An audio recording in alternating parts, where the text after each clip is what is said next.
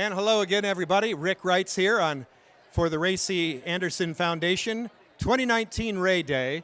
And we've been wandering around the booths all afternoon. We're hoping that you're enjoying yourselves and getting a great education in green living and sustainability.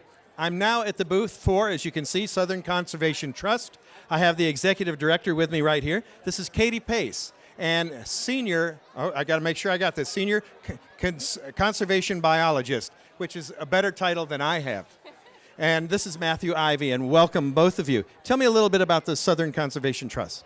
The Southern Conservation Trust is based in Fayette County, Georgia.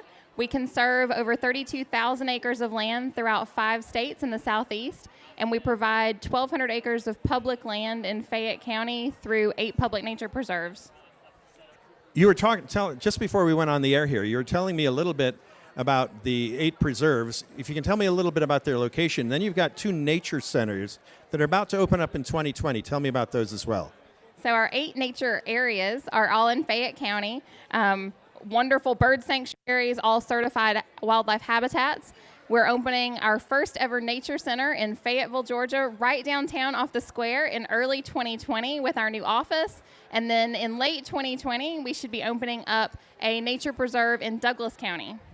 As you advocate for conservation, do you interface with young people at schools, universities? How do you go about doing that? We do, so that's a huge part of Matthew's job. So Matthew gets to go out to different high schools, elementary schools. They lead guided hikes. They teach kids everywhere, everything from fishing, which you'd be surprised how many kids don't know how to fish, to about our wonderful wildlife over here. And gosh, we even teach archery classes. Well, we're on that topic here. Matthew, I want you to tell me a little bit about your snake. This is Ron Swimsum. He's a banded water snake native to Georgia. These guys get a bad rap because they look a lot like cottonmouths, which are venomous. These guys are not. There's a few key details that you could learn about to show that they aren't. They're a nice little non-venomous snake that likes to hang out around water and eat fish. Well, when you go to the schools, she was saying that you're the person who's going out into the field most of the time. What are the concerns of the kids, and how do you talk to them? The kids typically want to know what we have that they can see and hold and touch.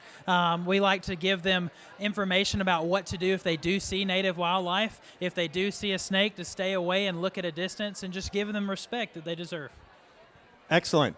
Other things that we can see on the horizon as far as the development of your culture and how we get around the state. How are you interfacing with the government right now? So we were very active this past year in working to get the Georgia Outdoor Stewardship Act passed, and it's going to be huge for us. It did pass, so that allows us to provide even more public land in the state of Georgia.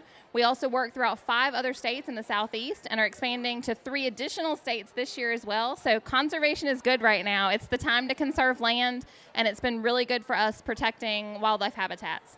Are there opportunities for people that might be participating today to come and work with you, volunteer, whatever? We have a wonderful volunteer program, most based in Fayette County, but we do have some opportunities outside of Fayette County.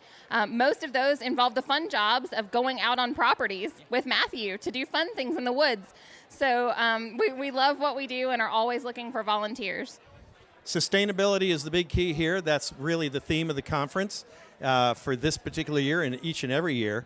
Things that we can look forward to in the future. You know, on our end, conservation is providing sustainability when we're losing vital resources. How would you rate Georgia, by the way, on a scale against other states as being forward-thinking in this regard? When it comes to conservation, they're definitely forward-thinking. So Georgia has a lot of incentives for people to conserve land, which has become a great benefit in allowing us to further our mission in Georgia. It's a lot easier to conserve land in Georgia than some other states. Do you ever work with industries, you know, the tree industry here, people who are developing pines and then hoping to sustain that culture without destroying the land around them? Do you interface with them? We do. So a lot of our conserved properties are timber management. So it is considered agriculture in the state of Georgia. So we work with them on best management practices as defined by Georgia DNR to ensure that timber is done properly and so that it can be sustainable. Thank you very, very much. This is Katie and Matthew. We appreciate your time here on Ray Day. Kids, if you're within the sound of my voice and you want to come over and see some really cool snakes and a turtle, then I would recommend that you come on over. Anyway, you have a good afternoon. We'll be back with more in a little bit.